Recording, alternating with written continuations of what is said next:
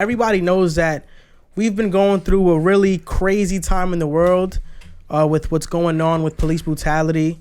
And we're going to start off with that because we all know that the NBA season was supposed to start, but it's kind of getting delayed because Kyrie Irving has been saying that they should not start because starting the NBA season would cause as a distraction to what's happening in the world right now. And Dwight Howard backed them up in that statement.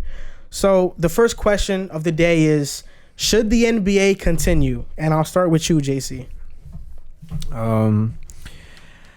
I think the NBA should continue just because of the fact that I know a lot of players are going to be upset if the season doesn't continue. You won't have a champion, which hasn't happened since, I think, the 60s, right? Hasn't happened since the 60s. It's a long time.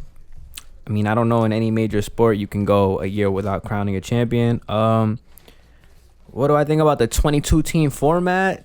Sheesh. I think it's good because I think teams like Phoenix and Sacramento and Memphis and teams that are like a couple games out of the 8 spot in the tough West, I think it's perfect. I think it gives them a chance to, play and maybe, make that final 8 seed. I wanna add that I kind of am a little weirded out by one of the rules that I read. I read that if a team is less than 4.5 games out, that they have a shot to playing for the 8th seed.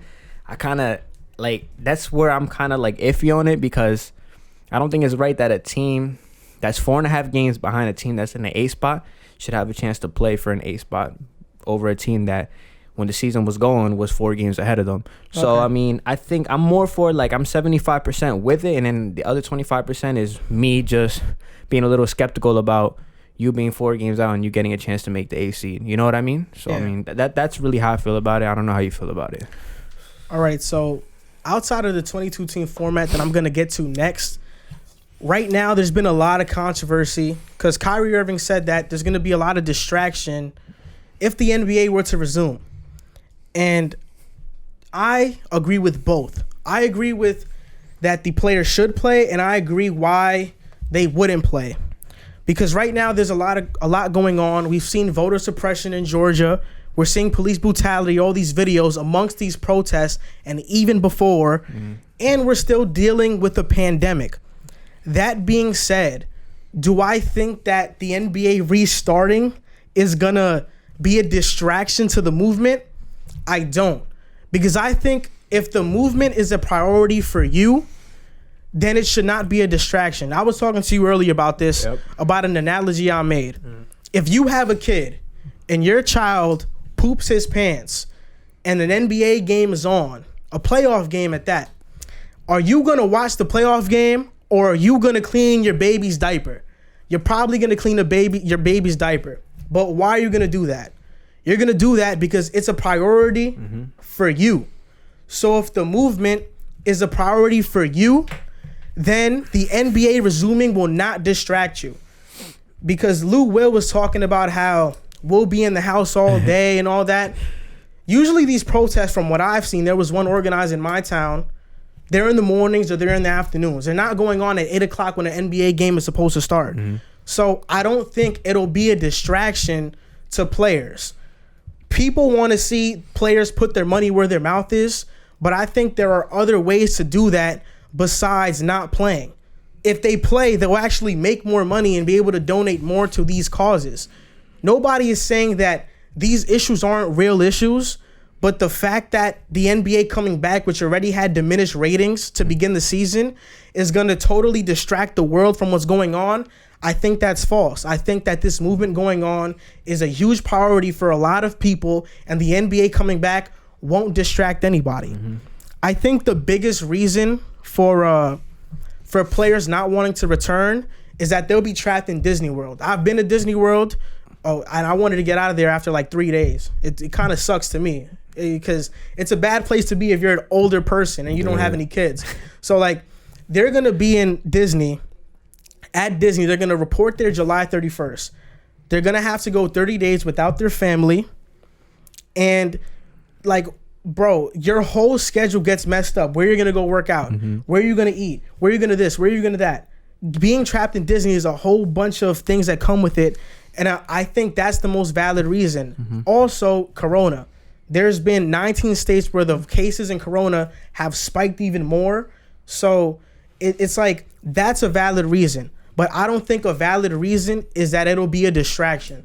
I don't think it'll be a distraction. And I don't see how the NBA stopping their play is going to accelerate the movement that's already going on. It's not going to increase the priority in the government making brand new legislation, because I feel like the biggest legislation that needs to be removed is qualified immunity amongst police officers, because of this law, they can murder citizens and get away with it, or commit heinous crimes because of this law, qualified immunity. So I don't think the NBA getting canceled is going to accelerate that into being removed. I think it's going to come with protesting, with people voicing their opinions. We even see now the movement isn't trending on Twitter, but people are still out and they're protesting and they're having their voices be heard. So I don't get how a LeBron versus Kawhi trending is going to change what people are doing out on the streets, because I feel like people are already furious and they're trying to create change. So I just don't feel like the NBA being canceled or players not wanting to play or wanting to play is going to cause this huge distraction that people think it's going to cause. And on top of that, it's like, JC, where did these players get their platform from?